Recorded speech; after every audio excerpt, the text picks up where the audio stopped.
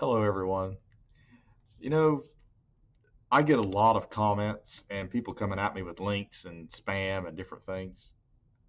And one of them brings the question: is the 1913 Liberty V Nickel or the 1955 double die Lincoln cent fake? Are they actually counterfeit?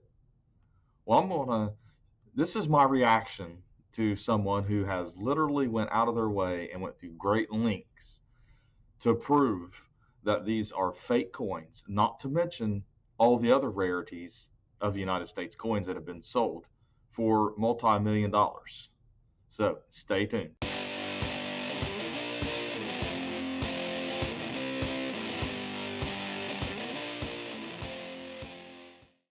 This is Daniel, and you are watching Coin Help You. Thanks for watching my latest video. I do hope that you will click the little bell and subscribe to my channel. Today, we're going to talk about someone or some people, and they're from Russia. And I am going to do my best to read this. I've got Google Translate, so some of the wording might be off a little bit. But I'm going to show you they actually believe that our rarities are fake, or at least most of them. I'm using the 1913 Liberty Nickel, which is a proof, and it's obviously a real rare coin at 5 in existence. And then the 1955 double die as well, because those are the two links that were posted in one of my video comments. It went to my spam folder.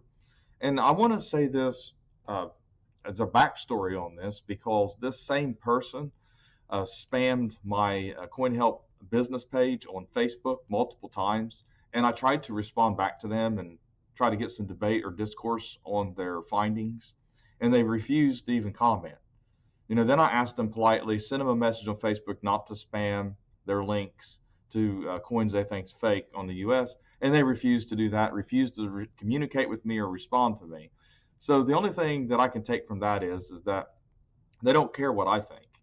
So, I do care what they think.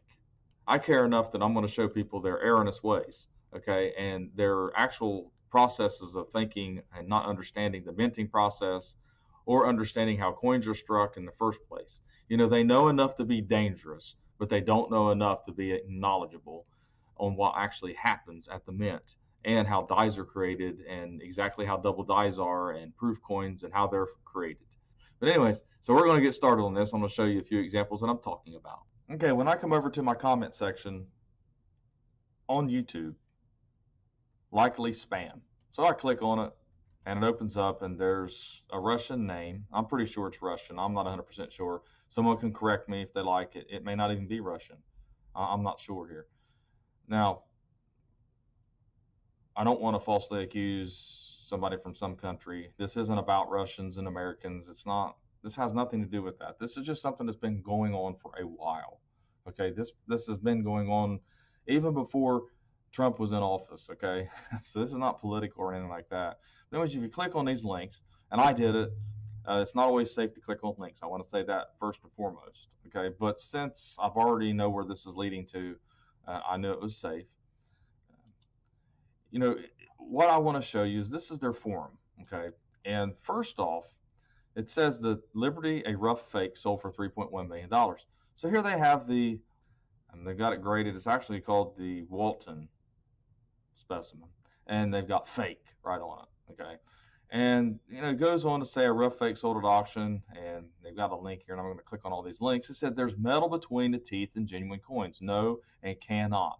Okay, there's a gap between the edge and the teeth and genuine coins.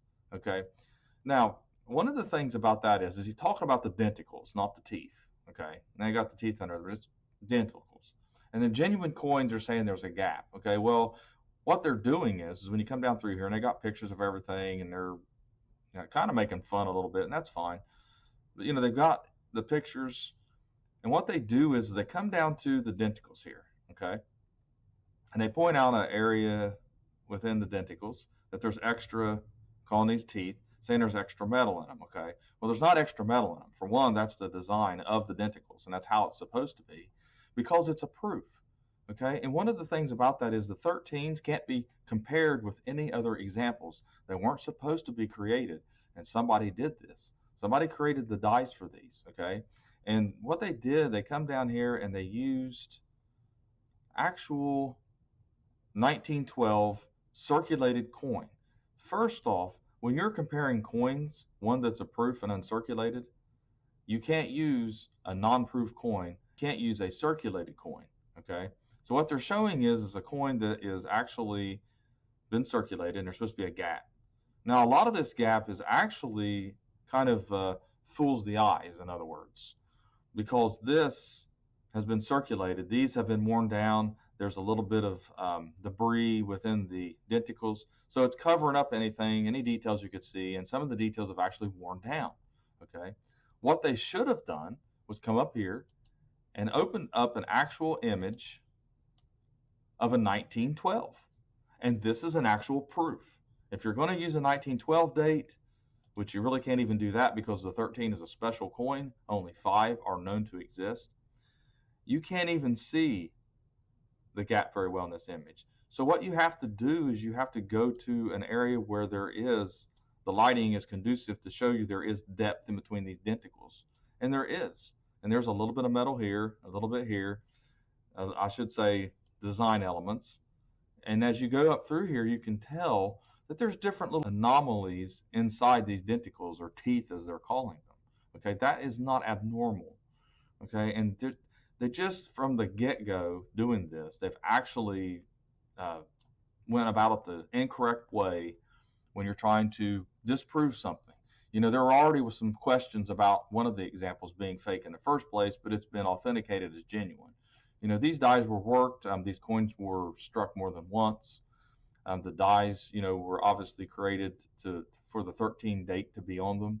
And we can come over here and we can look at some more examples and actually go to a couple examples on PCGS Coin Facts and bring it up and take a look at the denticles and see if all of them have the little areas or little designs inside the denticles.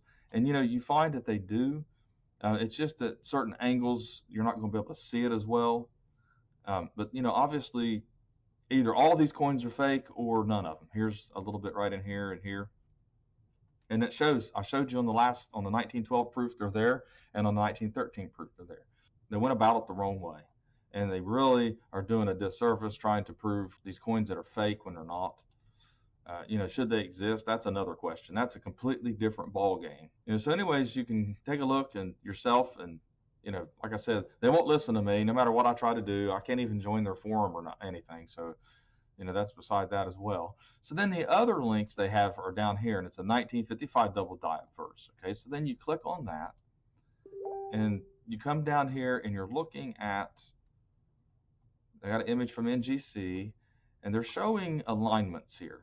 Now, one of the things that they're doing is this is actually a type 1 double die. And as the further you go into the center of a coin that was struck or a die that was doubled this way, the less doubled you're going to see in the center. And that is because this is actually a rotated hub. And let's just do it this way. Rotated hub doubling. Okay, it's a class 1 double die. So when you come down here, and it actually uses, Wexler's actually uses the 1955 down here as an example, the fact that there's going to be more doubled areas from outward, from the center of the coin or the die itself, okay, because of the nature of this class. Well, they fail to recognize that. They don't understand that. So whenever they're trying to show that this is fake because of that, they're trying to say the bust isn't doubled or there's no double there or anything like that. The offset, the verse have technical and technological explanations. Some of this is going to be a failure of translation here. They're showing during one of these impressions a slight misalignment occurred. They just can't understand how a misalignment could look like this because they don't understand this class of double die, and they're not understanding the mechanics of it. Okay, and that's what one of them did. They keep showing the same thing, circling question marks. I'm trying to figure out here. Here's a short video that shows the slow squeezing action of the hubbing presses that makes a working die. I mean, they've got all the information about how dies are created, and they're very convincing in this. This is basically like the people who don't believe we landed on the moon. We didn't just land on the moon once. We landed on the moon more than once, okay? And it wasn't just a one-time thing, okay? And there is all this evidence pointing against it. And that's basically what you're looking at here, that kind of information. It's erroneous, okay? It's erroneous. It says the first 19 double die cents were discovered in Massachusetts, although not instantly popular. Okay, they're pointing it out and they got that underline. Indeed, the explanation is not convincing because there's no shift in the portrait. That is incorrect. Okay, if you look at a real double die, you will see a shift in the portrait. It's just not as great as the shift on the periphery or actually on the outside of the center. Okay, that is the whole reason it's called a class 1 double die.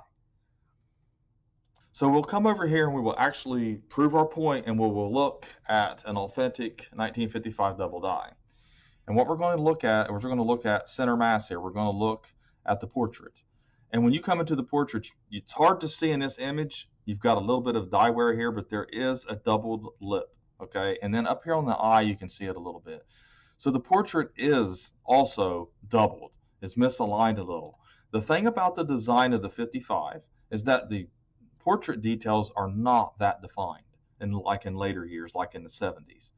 So therefore, when you see this, it's going to be very difficult to discern where the hair is doubled a little bit. There is going to be a little bit of doubling, okay? Or there's going to be a little bit of double dye in those areas as well, okay? You just have to look at it really close, like in a ribbon. There is areas there that will show some of the doubled areas, okay, on this coin. So they're incorrect. Their entire premise is that they're bent on these being fake so bad that they're only looking at the information that backs up what they believe, that backs up what they think. Scroll down further on this post, and they're starting to talk about the alignment, and then somebody actually brings up one more question. Why, as a result of misalignment, 4 letters changed in thickness? And we're looking at basically comparing, kind of little humorous here. The problem is, it says it looks like an enormous difference, but the area was greatly enlarged. When the punch was properly mounted, it could have not moved and produced thinner lines. When it was loose and had rotated, the punch moved during the strike, producing slightly thicker characteristics. Now, the problem with this is they don't understand the minting process here. They don't understand the actual creation of the dies. They were using a 2-squeeze method, okay? The first squeeze could have been weaker.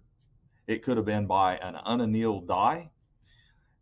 And the second squeeze, or vice versa, could have been by an annealed die that had already been used and had a little distended hub double, is what they call that. I'm not saying that it was, but when a die is used over and over, the die cavities can expand, and that's how you get distended hub doubled coins, okay? It's obvious that it's thicker and it's lighter. This could have been a weaker squeeze than this one.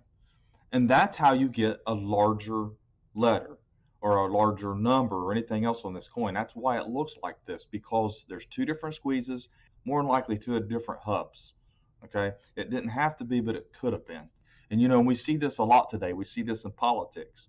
We see this in sports, where people latch on to an ideology or an agenda, and basically no matter what evidence proves them wrong, they ignore it, okay? It's almost like selective memory or selective knowledge. It's just, that these guys know enough to be dangerous. They know enough to lead people astray about coins. And I get what they're doing, and I understand that examining these coins and always questioning things, there's nothing wrong with that, okay? But when you're wrong, you have to be wrong.